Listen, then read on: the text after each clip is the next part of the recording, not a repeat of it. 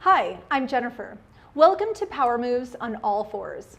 This position can be one of the most challenging for our strength and balance. It's also very functional. It allows us to be able to get on and off of the floor, perform our daily chores, and even our exercise classes.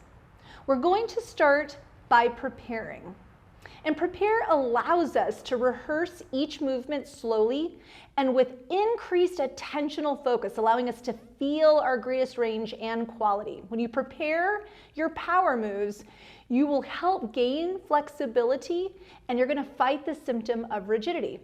Now, as we prepare, I'm going to bring your attention to your breath, your eyes, your hands, and your voice. You can learn to engage your whole body. And we're going to call these a boost. So let's get started. We'll start with our power up. You're going to push your hips back, rocking your hips back towards your heels. Hands are open. You can check them out, opening up those hands. And you're going to stand tall on your knees, pulling your arms back beyond the frame of your body. And power up is really all about posture and alignment, strengthening the muscles that we can't see behind us. We're going to come back to that starting position by letting our hips go back towards our heels and landing light as a feather. My elbows are going to bend.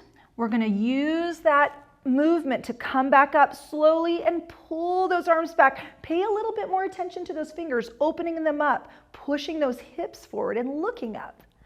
Landing again, light as a feather, coming on down, pushing up, pulling those arms back, opening up those fingers, looking up ahead of you, dropping your shoulders down.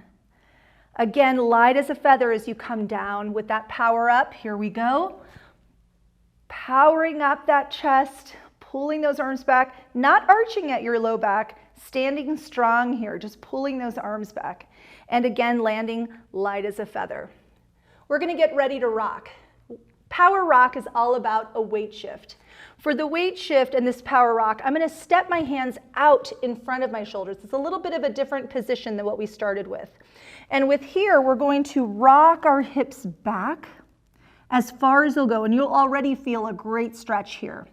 Opening up those fingers since you have a really nice view of them. And then we're going to rock our hips forward to a neutral position or whatever feels comfortable for you. You may actually have to reposition your knees a little bit here.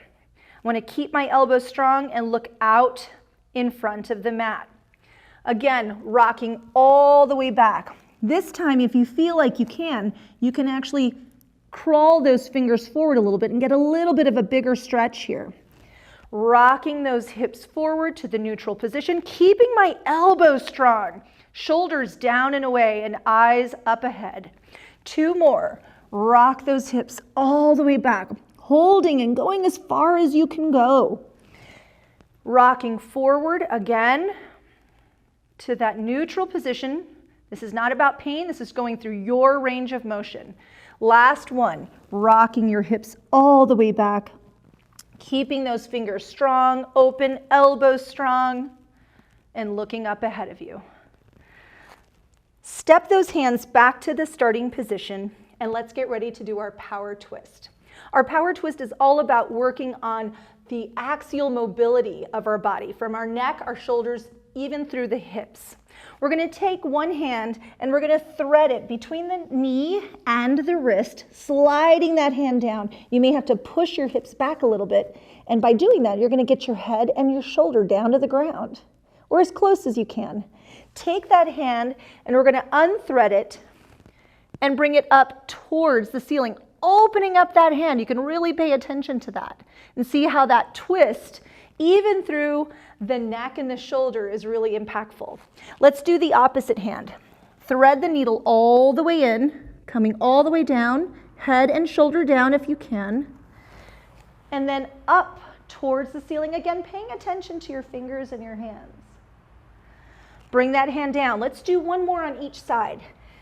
You'll notice the more that you do this, even slowly, you're going to get more range every single time.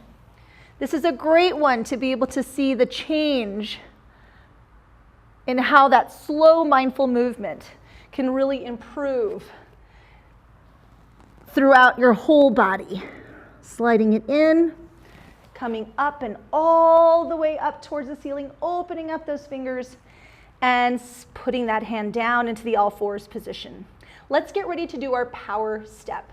Stepping is all about transitioning, and this power step is extremely functional because it's what we need to be able to get off of the floor. We need to be able to step our foot. So we're going to rock our hips back, almost doing a slingshot position. So this is really going to build up some energy so that I can take one of my feet and place it right next to my hand. So I'm going to rock my hips back and then step my foot.